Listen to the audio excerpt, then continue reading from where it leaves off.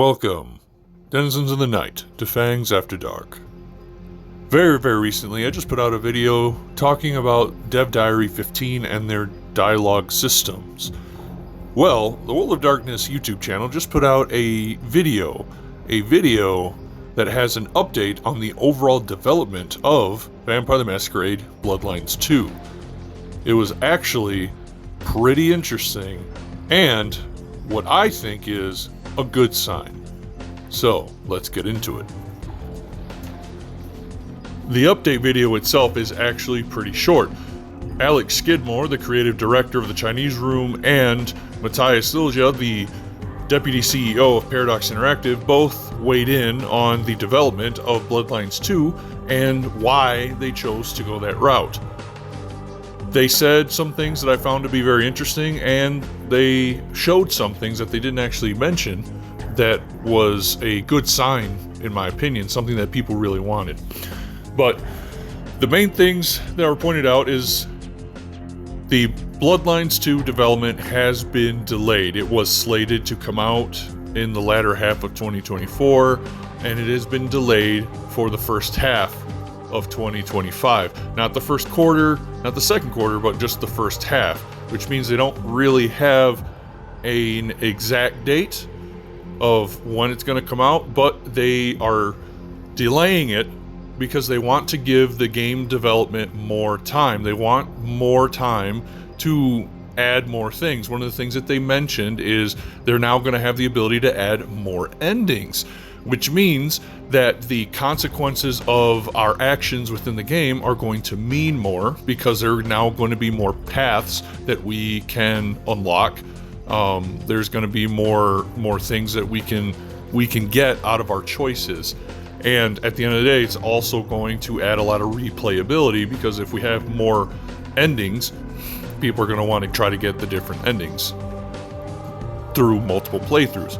They didn't really specify what kind of endings, obviously, but they're trying to add more. They're also going to be looking at Seattle and developing the world and the environment around us as the game. They're polishing up the characters, the look of everything. You can see shots in the video about how things are looking, what they're trying to do. And one thing that they showed that they didn't really mention at all is they showed some clips of Fire having different hairstyles, and it looks like picking through different appearance options for Fire. Something that people have been asking for is they want customization for Fire. A lot of us don't really mind playing a pre-gen character, a pre-generated character for the game. There are a lot of games that are like that, but a lot of us like the idea of being able to customize the character's look. And it looks like this is something that they're working on and doing more for.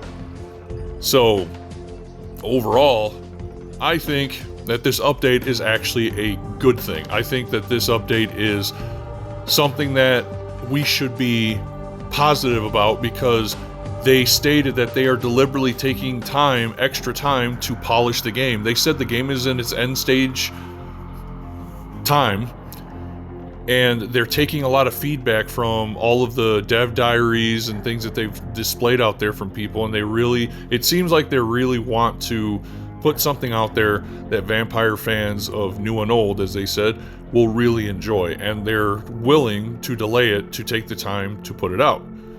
So I think this is a good thing. I think this is great. A lot of the stuff that they showed in their video looked really interesting. They looked really cool, looked really nice. And, I think this is there's not a lot of gameplay that's come out. So hopefully with this extra time, they're able to put out more gameplay, because I know a lot of the people have been worried that, this game is supposed to be coming out in late 2024. They've only been putting out dev diaries. It's getting to that late stage of the year, and it kind of made people worry. So, but now they're taking extra time. So I really hope that this kind of stirs a little bit more excitement in people. It kind of repairs a little bit of that damage that people have received from, like, the debacle with, the switch over to the Chinese Room. and all that good stuff. So I think this update is actually a really good thing. It's a good sign. It really is a good sign.